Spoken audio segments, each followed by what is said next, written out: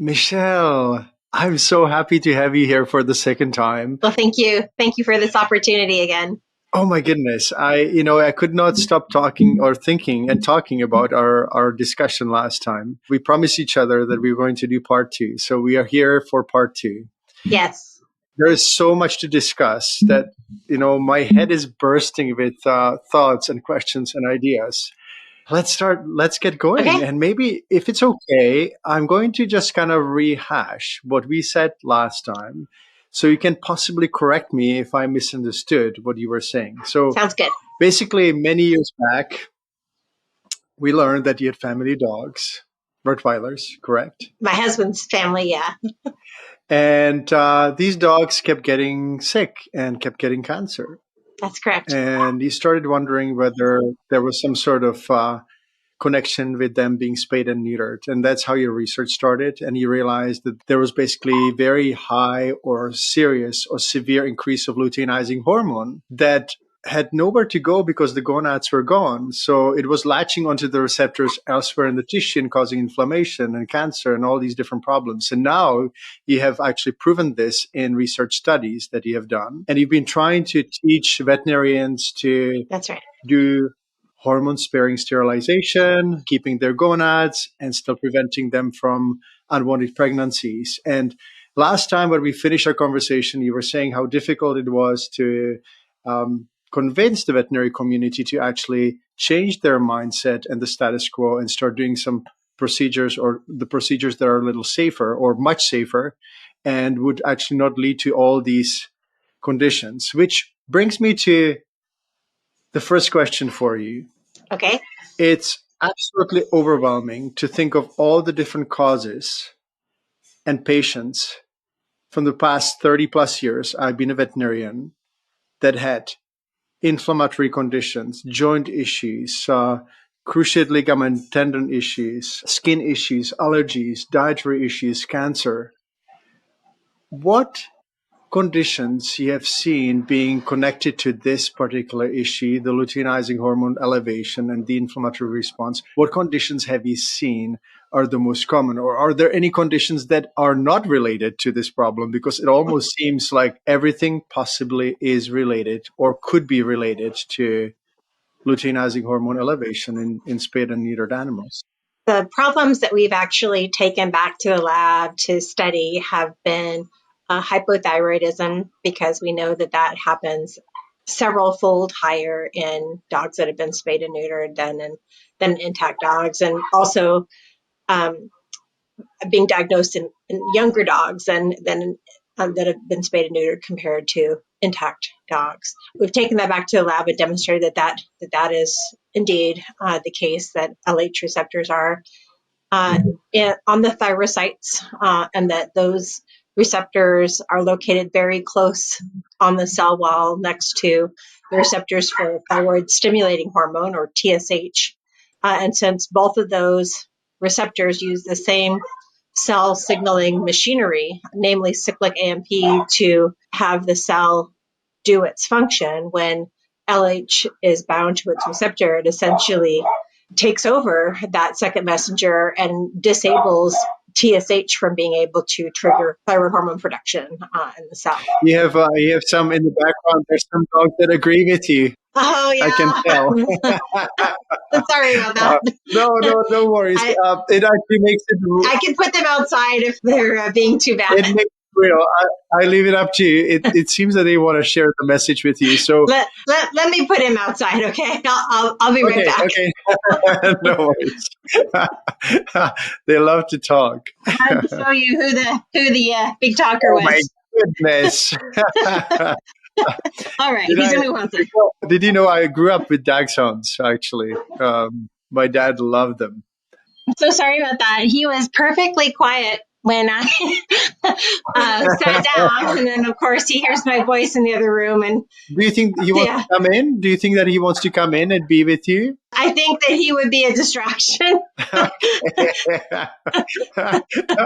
Anyway, so we're talking about issues that are affected by the elevated luteinizing hormone. Right, and so we started off looking at thyroid levels, and that really was because we had found very compelling information in the human literature about how high levels of luteinizing hormone in a variety of human-related conditions resulted in hypothyroidism, specifically those related to menopause. After menopause, ovaries are no longer producing estrogen, and luteinizing hormones become very high. But also in women who have had to have their ovaries removed at a young age, or have had chemotherapy, and the chemotherapy has essentially rendered them infertile, and their ovaries are no longer producing estrogen. So we had all this compelling information from different human studies, dozens of human studies actually, to lead us to investigation in dogs. But then we set our sights on musculoskeletal conditions, and really my big interest was in cruciate ligament rupture. We also looked at the ligament of the head of the femur, but hip dysplasia is such a complicated disorder. From a genetic standpoint, it's a multi-genetic condition. We know that dogs that phenotypically have excellent hips that are bred together can have puppies that have poor to fair hips, and just the opposite. You could breed two dogs with poor to fair hips and end up with puppies with excellent hips. So hip dysplasia is a very complicated issue. So we thought we'd focus on cruciate ligament rupture first, which is a little bit cleaner, if you will, and lots of factors can contribute to a dog developing cruciate ligament rupture. Certainly, breed of dog, the use of the dog. If the dog is more of a sedentary dog, just a couch potato, probably isn't going to be running around as much, whereas maybe a agility dog is going to have more forces placed on that cruciate ligament. And then, of course, weight, obesity, certainly adds more stress to the joints and the cruciate ligament as well. But a number of studies, I think that in the paper that we wrote on this, I summarized data from 9 different epidemiologic studies looking at cruciate ligament rupture in dogs, and all of them concluded that independent of breed and even body condition, so independent of obesity, that the most important factor that increased the tendency towards developing cruciate ligament rupture was their gonadal status, so whether they had been spayed or neutered. Statistically, if a dog ruptures its cruciate ligament in one side, they're 1 in 2 of those dogs, so 50% of those dogs will rupture the contralateral cruciate ligament within a year. So very high proportion of dogs will suffer the same injury on the other leg. And while disorders like hypothyroidism and even cruciate ligament rupture are not typically, like, we wouldn't call them life-threatening problems, they are definitely quality of life problems, and they have a multitude of other disorders that accompany them. So with hypothyroidism, often you have more skin problems, obesity, problems with your metabolism. But with cruciate ligament rupture, if surgery is not done to restore the knee to its normal stability, osteoarthritis will set in, and that will be an extremely painful condition for that dog for the rest of its life. Even if it is a sedentary lifestyle, it will still have. Absolutely. The quality of life. Right. And knowing that dogs, basically mobility is super important for their longevity, and in humans as well. Like, as soon as we stop moving and our dogs stop moving, right, that's a fast decline. So understanding that connection is super important. And it's everything too, because you think that when your dog just goes outside to go potty, how they have to squat and flex in their cycles in order just to assume a potty position. So one of the disorders that we see in dogs that have cruciate ligament ruptures that haven't been repaired surgically, and so they've got osteoarthritis, is they start to have inappropriate elimination habits. Of course, I anthropomorphize. I try to think like the dog, but that's not necessarily the best thing to do. Perfect way but to I go. can imagine that if it hurts to squat to go potty, you're probably going to hold it as long as you possibly can, and then if there's no one there to let you outside at that particular moment, then you're just going to go wherever. Yes, I The understand. owners get mad at the dog when, of course, the dog was, So looking at all the tissues and the inflammation, is there, so, I'm thinking of allergies, ear problem, yeah. behavior changes, because as you said, the LH levels affect also amygdala and some of the brain regions. Yes. Is there any condition that you can think of that is not possibly affected by this luteinizing hormone theoretically? Because I know that you haven't done studies everywhere, and there's some Right. proven studies, but your sense, is it possible that if this issue has corrected, that a large majority or large portion of the medical conditions that we're treating would be less frequent? I actually have a veterinarian that I'm consulting with in Canada. And the reason why I mentioned Canada is because in Canada, they have the Canine labeled Deslorelin implant that is available to use without getting a special permit necessary to import it. And in the United States, the only way that we can get the Deslorelin implant for canine use, we have to have a special import permit through USDA, and the only Deslorelin implants available in the United States are those explicitly labeled for Eastern ferrets, and it says right on the label that it's prohibited from being used in any other species, which is really frustrating from a veterinarian because it's exactly the same implant, exactly the same drug, exactly everything is the same, but one says that you can't use it, and then the other one is difficult to get legally in the U.S. because you have to go through all these hoops and fill out paperwork. But in Canada, since the fall of 22, spring of 23, the Deslorelin implants have been available for use in dogs. And then, of course, because they're not prohibited from use in other species, they can be used in dogs for a number of different applications as well as in cats. And so this veterinarian that I'm consulting with, she'll call me and she'll say, well, what do you think about seizures? And I'm like, I don't know. And so I'll do some research and say, well, sure enough, it shows that there are a higher number of seizure activities during certain stages of the estrous cycle or the menstrual cycle in women. So those are stages when there would be higher levels of LH present. And so we are even treating some dogs with disorders like epilepsy with GnRH implants to lower LH concentrations.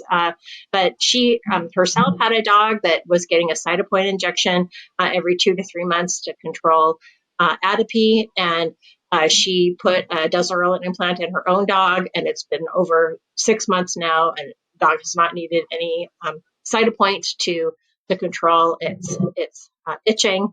And so she's really sold on the relationship between at least the skin manifestations of allergies and high levels of LH. The reason why I say at least the skin manifestations of allergies is because certainly you can have GI manifestations from food allergies, and those maybe have some component related to LH as well, but we haven't gone there yet.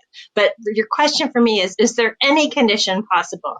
And I can speculate on a lot of things. Certainly we see, heart failure in aging dogs. And I can't think of how high levels of LH could be associated with heart failure. And I can't think of a situation how high levels of LH could be associated with renal failure, kidney failure. But I also can't think of a reason why giving a Deslorelin implant to those patients, especially if they have comorbidities, and they often do, how there would be any potential health risks. Now, I know that you and I had spoke about your dog, and you had mentioned Yes. that the implant label itself says, there's a potential, and then it goes on to list a number of of, of, of side effects that were reported. And I talked with a technical service representative about those, and she didn't have any specific information, but she said that when they did these studies, they have to report everything that the animal does after the implant goes in, whether it is related to the implant or not. And so that's where that potential side effects, that list, come from.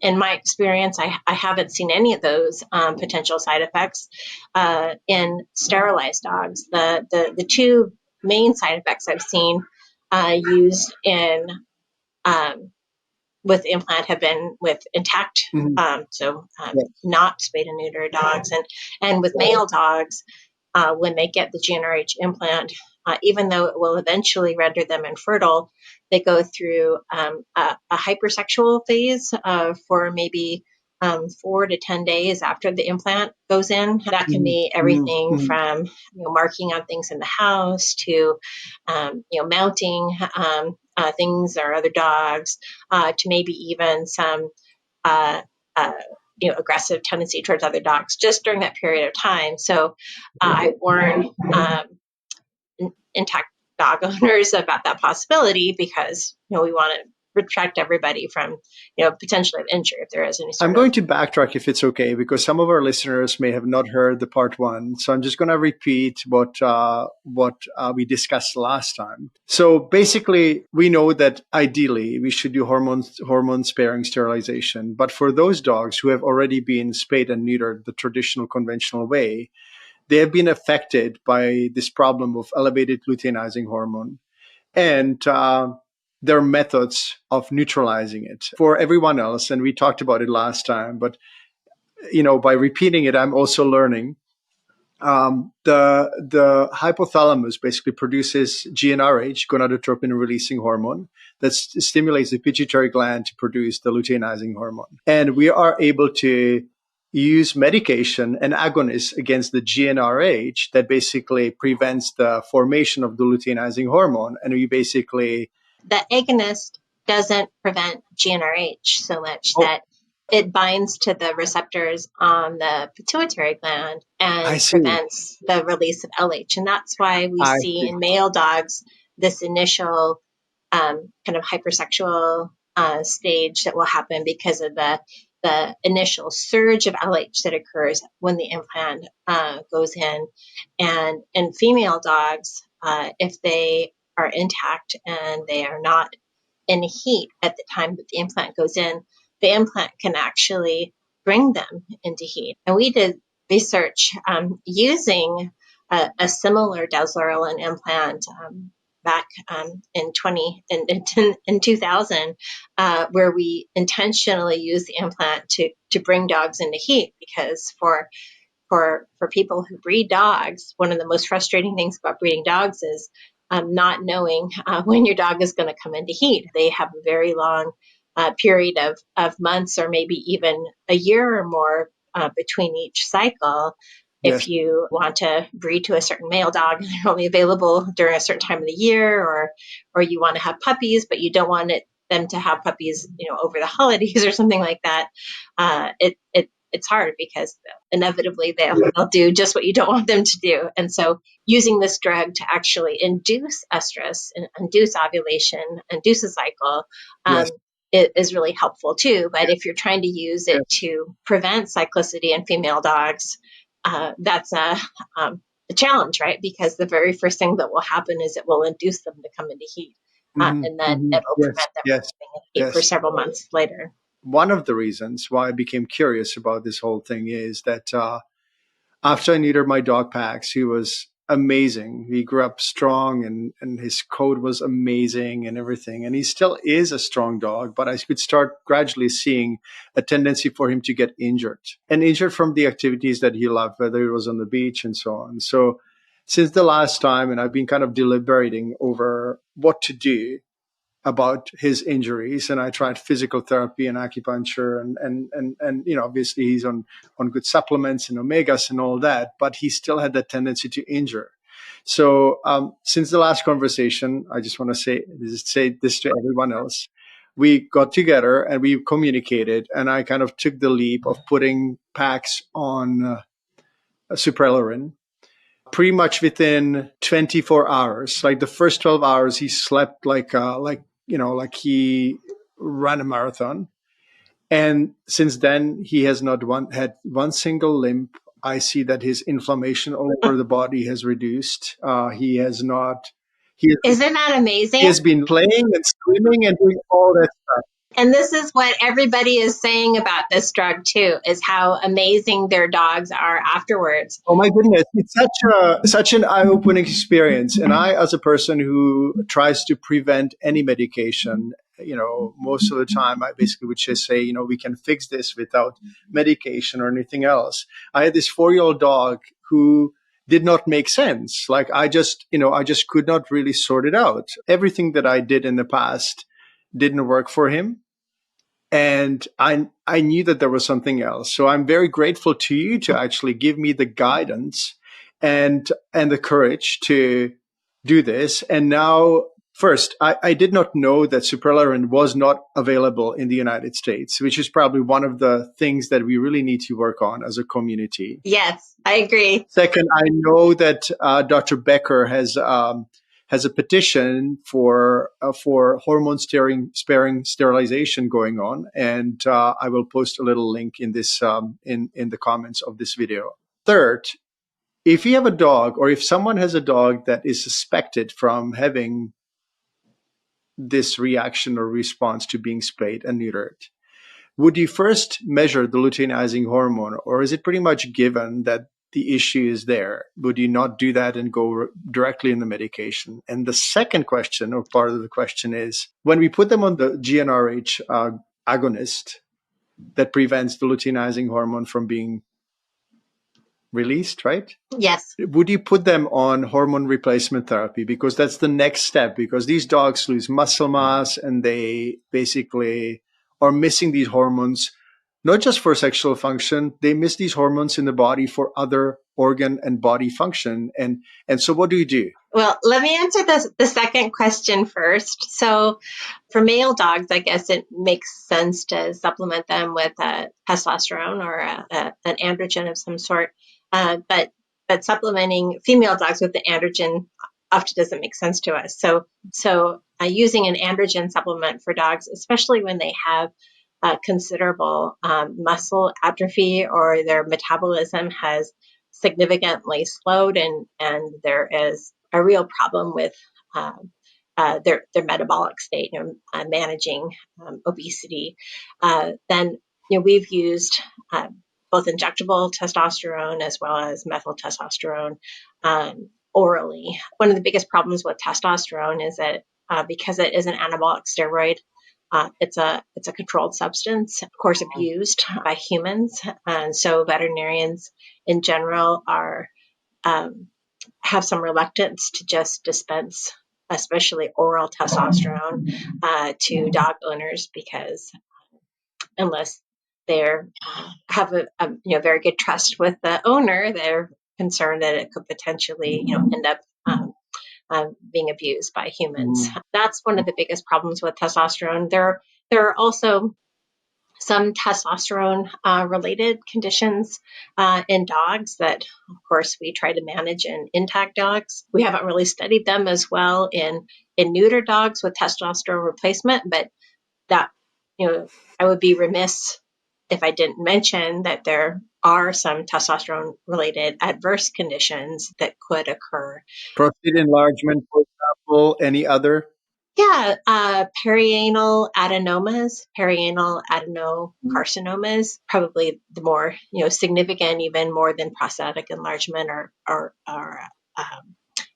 prostatitis. But for short-term use, especially if you were doing, maybe a 3-month course just to get a little bit more anabolic activity going on in the body, I don't foresee there being side effects associated with more of long-term testosterone exposure like you'd expect to see in an intact dog, but I don't have any research data to support that. So I'm just putting that out there. When it comes to the testosterone replacement, dogs may benefit, but there are also some possible side effects. That's correct. Is there a difference between the oral medication and the injectable on the level of effect? What is the dose that you would normally use? Like, is it a minimal dose of, let's say, 0.5 milligrams per pound or kilogram? What doses do you use? And is there a difference between those two formats or forms of medication? So the injectable format tends to be much more bioavailable. So we see a more profound response with the injectable formula. And there used to be anabolic steroids available that had very minimal androgenic activities. Winstrol B is an example of one. The drug name is stanozolol.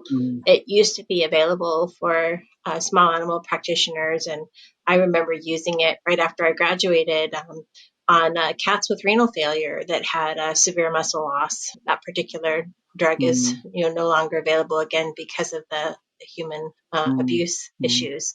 I wish I could quote you drug dosage off the top of my head, but it's not a drug that I routinely prescribe, so I wouldn't be able to tell you an accurate dose off the top of my head. But just another caveat is that the veterinary formularies may have some dosages available, but actual pharmacokinetic studies on many of these human anabolic steroids haven't been done in animals. So again, that's another reason why I'm a little bit more cautious prescribing testosterone. Could have adverse effects on the liver. There are other potential side effects that I try to avoid with testosterone or androgens, unless they're absolutely necessary. I understand that. And so, when I had an interview with Dr. Linda Brent, I know that one of her dogs, it's so interesting how dogs teach us. Toby, yeah. One of her dogs is on Suprelerin and also on the testosterone supplementation. And I think that it would be really interesting to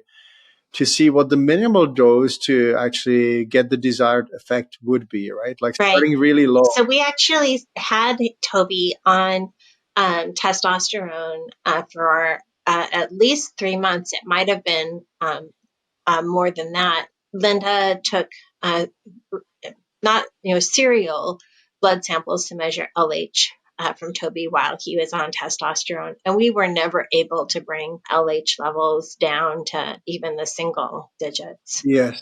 Yeah, at one point, Toby's LH level was in the 90s. And just to give you an idea of what normal is, 3 or 4, right? A female dog at the time of ovulation, when her LH level is as high as it's ever going to be, it's 1 nanogram per mil. Oh my goodness. So in the 90s is incredibly high. So incredibly high to the point that it's causing so many different issues because this is an unnatural reaction. So that's right. You'd ask, what about measuring LH levels in dogs, or do you just go right to Suprelerin? So I had a graduate student who was studying urinary incontinence, and urinary incontinence was actually the first LH-related study that we were involved with.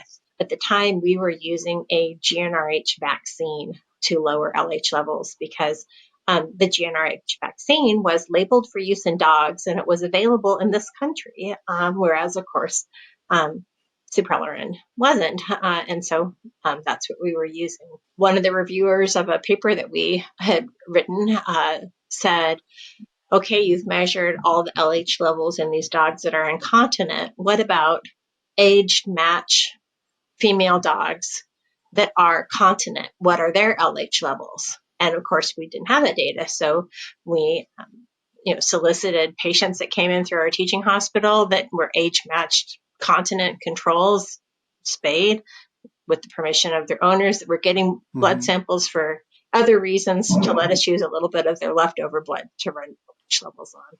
And what we found was that it didn't matter whether they were incontinent or not. The LH levels were high in both spayed groups of dogs. Of course, the reviewer says, why is it that some dogs develop urinary incontinence and other dogs don't develop urinary incontinence if LH levels are high in all dogs.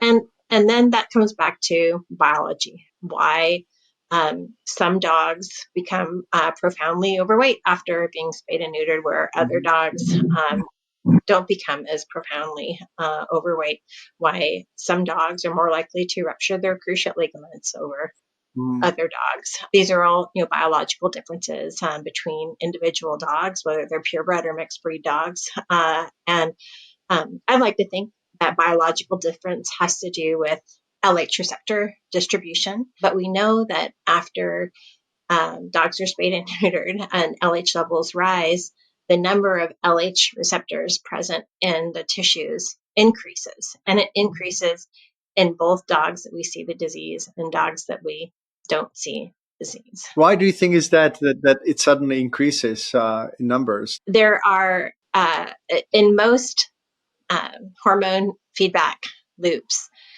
as the hormone concentration increases in circulation, that increased hormone concentration will decrease its receptor number in circulation. By doing that, it essentially prevents overaction of that high level of hormone. As the hormone level goes up, the high level of hormone causes the receptor number to go down. That's the normal feedback system that happens with a number of different hormones in the body. It happens with progesterone, estrogen, testosterone. Certainly, the steroid hormones respond that way. LH happens to be one of really a handful of receptors or of hormones that actually stimulates the production of its receptor. And I use the example of ovulation to explain the physiology behind this, because at the time of ovulation, there are LH receptors present on the granulosa and theca cells of the growing follicles. And as LH levels are increasing, more and more LH receptors are becoming present, and then that is weakening the wall of the follicle. And then the net result of more LH receptors results in this event of ovulation. Wow. And then, of course, LH levels go down, and you have diastrous. That's a real problem, isn't it? That's a real problem, and so I find it absolutely fascinating, and the level of and the depth of knowledge that you have, I appreciate it so much. Now, I know that many of our viewers and listeners will be wondering. So, I live in the United States. I'm convinced that my dog has gotten worse after it was spayed or neutered. I would like to try this treatment. My dog is suffering, is unwell. Is there a solution other than convincing the government and the authorities and the regulatory authorities to actually release this medication for use in veterinary medicine, because it's so important? And I personally have seen the profound effect, have been humbled by me, for years, saying I would never use any drug on my dog of this kind. And suddenly I'm faced with the results and knowing how much better my dog is, and that I can't really, I can't really put the balls back in his sack, right? So that's the only thing that I can do. Is there any other solution than really like changing the regulatory situation in the United States? Luckily that we have it in Canada, it's available now, but for the US dog lovers. Virbac is the manufacturer of Deslorelin, or the Suprelorin implants. They hold the patent on the on the development of the drug, the implant, the implanter. So I don't foresee this technology, being held by another company, or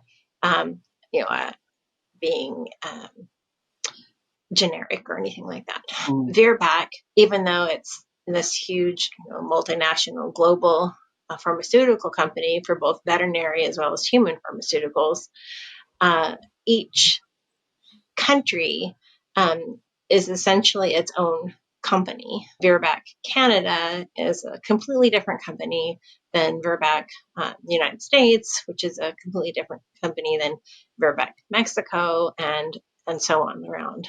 I know that there has been groundswell of enthusiasm by veterinarians and even Virbac employees in the United States to bring this drug to for use in veterinary medicine other than just ferrets. The hurdles that even the company would have to go through, not only financial, bringing a new drug to market, but also all of the research that they would have to do, even though all of those research studies have already been done in Australia and Europe and now Canada. The United States says, no, we have to have our own set of studies, which from an animal welfare standpoint seems, a ridiculous excess, use of animal testing. Why would we need to continue to test it when it's already been shown, safe and we've done the testing? But these are the impediments that are in front of, Virbac North America from bringing Suprelorin for use in veterinary medicine outside of just ferrets.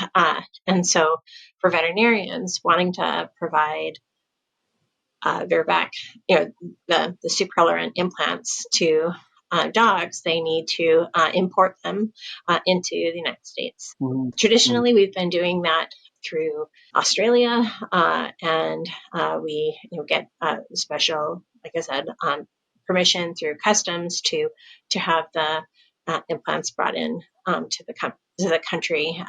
Having said that, sometimes even though we had all of our paperwork in order, the implants were confiscated by customs. So that's a challenge for sure. Now that the implants are available in Canada, it is easier to import them from Canada, but still to do it legally, you need to go through the paperwork to get approval in order to bring the product in. It comes in a box of 5 implants, 5 implanters, and with the 4.7 milligram size, which is what Canada has, there's actually 2 4.7 milligram implants inside one package with the implanter. I'm just, kind of telling you that, there's, you get a reasonable, a decent amount of product when you go through the effort of bringing it in. I thought that this interview is going to be solving all the problems, and now we have the problem of the Suprelorin not being allowed for dogs in the United States. It sounds like the ultimate solution is to promote hormone-sparing sterilization or not spaying and neutering our dogs responsibly, meaning that we should not let them breed and have overpopulation of dogs. But that seems like the only solution.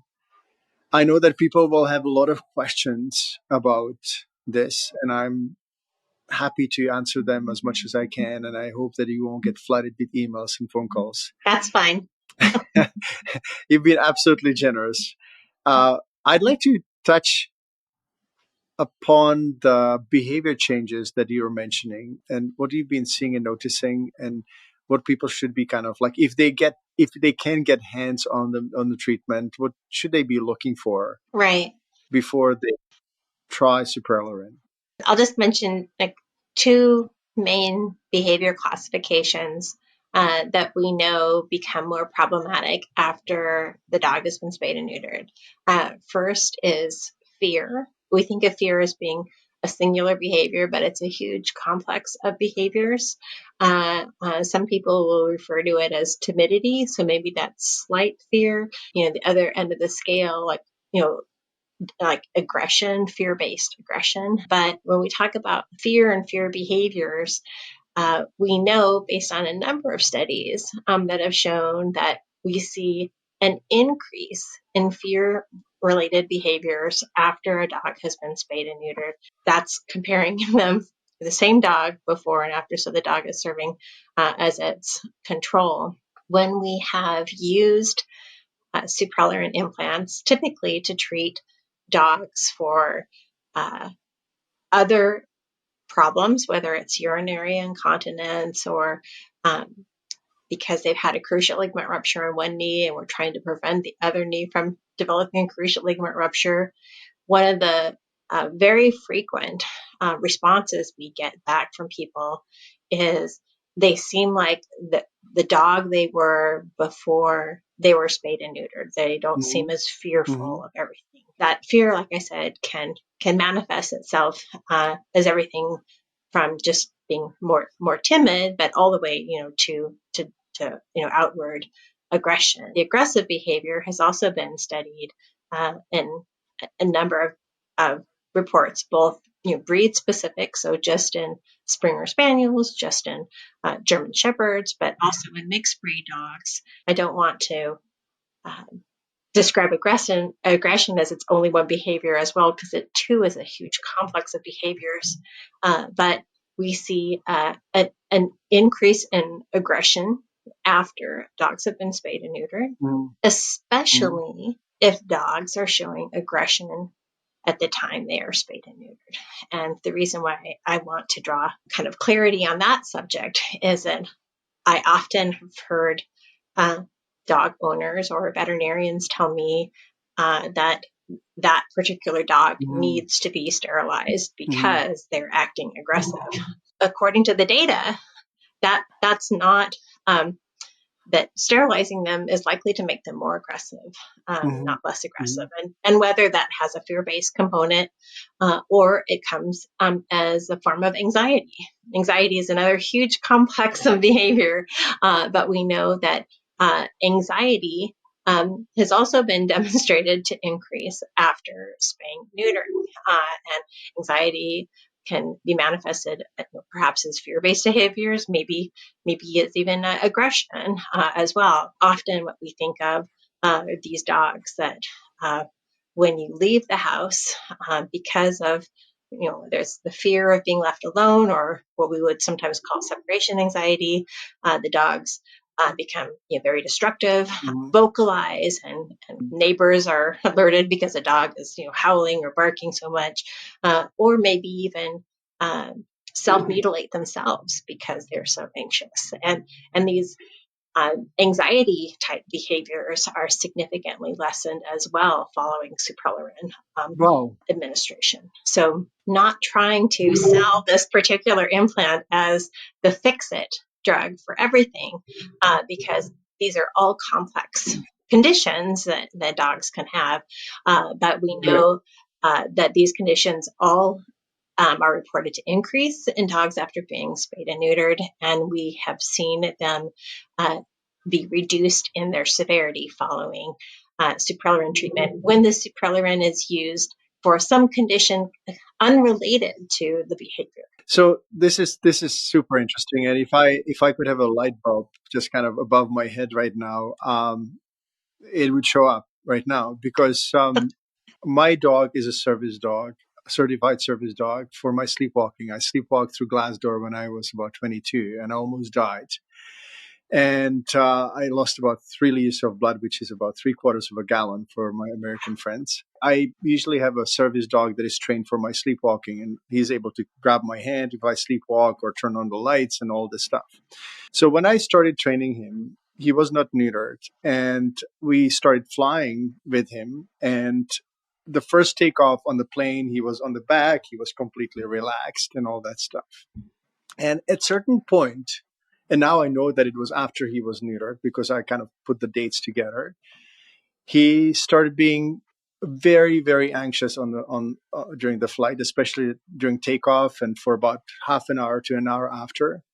It's been a little bit of a problem because, suddenly I have a dog that was not afraid of flying. He's now afraid of flying. So I'm really curious to see what's going to happen after, we started the treatment. The other thing is that he, at night, he would start barking if there were sounds or deer around and deer sounds. Like he would be really anxious and running around the house and anxious.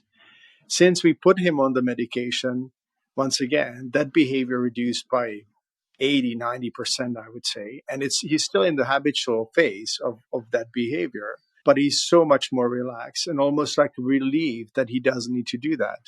And based on what he said, the LH receptors are in the amygdala and the governing regions for emotion, Hippocampus. Yeah. hippocampus and amygdala. So that would make a lot of sense. Again, Yes. this is probably just a start of our journey as veterinarians who kind of understand this, and we just have to persist. And again, I try not to put myself in a dog's position too much, but I think of how unnerving it must be if you always are feeling hyperstimulated, Yeah, and there isn't anything that you yeah, can do about it, and you can't explain to your owner, you know, please help me, I'm feeling hyperstimulated all the time. So being able to take that hyperstimulation away, I think is great. yeah. We know that hormones affect our moods and behaviors from human medicine and psychology and psychiatry. How could we not accept that this is also the case in animals, in dogs and Right. cats and so on? Right. Yeah. Wow, this has been such a interesting, igniting conversation. It definitely has transformed my view of many things in what I've done in the past and so on. It doesn't discount necessarily what we've learned about nutrition and physical therapy and the effect of different natural treatments or conventional treatments on the body. But Absolutely. I mean, I think that you have to be holistic in both your diagnostic approach as well as in your treatment and prevention approach when it comes to taking care of animals. And this is just part of that holistic approach.